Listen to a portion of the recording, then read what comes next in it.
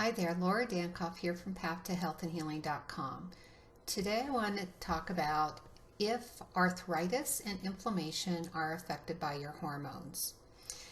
And before I do, I just have to give my loving disclaimer that the information I'm going to share with you is for educational and information purposes only and is not a replacement for seeking appropriate medical care. Okay, so are arthritis and inflammation affected by hormones? Well, they can be. Three key hormones may be linked to inflammation and arthritis, and that is a decrease in estrogen, progesterone, and testosterone. And this often occurs as we women get older and go through perimenopause and menopause. We'll see a natural decline in these three hormones. Now, does every woman that goes through perimenopause and menopause end up having arthritis or increased inflammation? No. But for some women, you can be very sensitive to this. So one way of finding out where your hormones are and getting them into a better balance is by doing testing. And this is something that I regularly do with women. I particularly like doing the dry urine test for comprehensive hormones. I find it the most quote-unquote comprehensive test when looking at the hormonal cascade. Now, what are some other things that can also be contributing to arthritis and inflammation? Well, looking at the health of the gut microbiome, there are certain bacteria in the gut that can actually increase inflammation. And if you have inflammation anywhere in your body, it can land in different places and cause symptoms. Certainly, arthritic symptoms can be one of those things.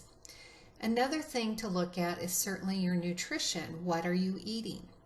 Sugar is very inflammatory, as we know, but also some people can be very sensitive to nightshade foods. This would be like potatoes, tomatoes, peppers, and eggplants because they contain a natural toxicant known as solanine. So another thing to look at or maybe trial if you are suffering from arthritis and stiff joints is to do a trial off of nightshade foods for a couple weeks. If you notice that your arthritic pain is improving and you feel less inflamed, there is a good chance there's a connection.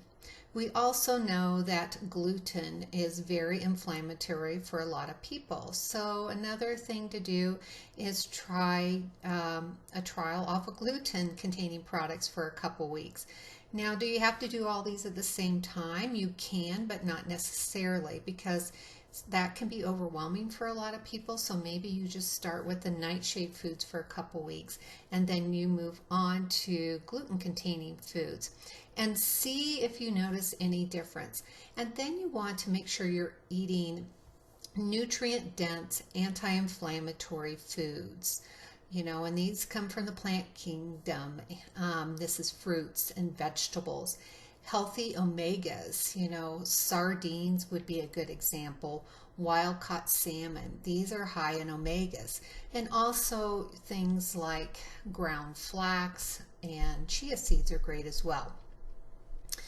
Then consider, are there areas in your life that need detoxing as well that can be contributing to some of the inflammation in your body? Certainly there's a genetic piece to this for some, but genes require triggers. So you can fill up that bucket with so much insult before it's going to express itself. And for some people that might be arthritic pain. And then you'll also want to work on the stress, because when we are under stress, we release certain neurochemicals and hormones such as cortisol. And these can also have an inflammatory effect if we are under prolonged and consistent stress. So I hope that helps.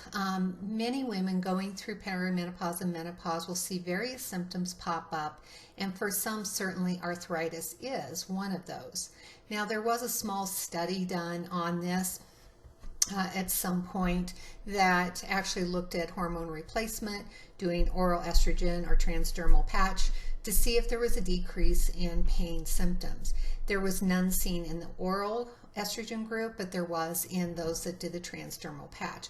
But this is a very individualized thing, and it's not an option for every woman based on your own unique health risks and your hormonal picture as well. So there are lots of things that you can do with just lifestyle to see if that doesn't help reduce your arthritic pain. So I'd love it if you visit us over at pathtohealthandhealing.com and join our Facebook group, Path to Health and Healing, and love it if you would like, share, or subscribe this video. Have a great day.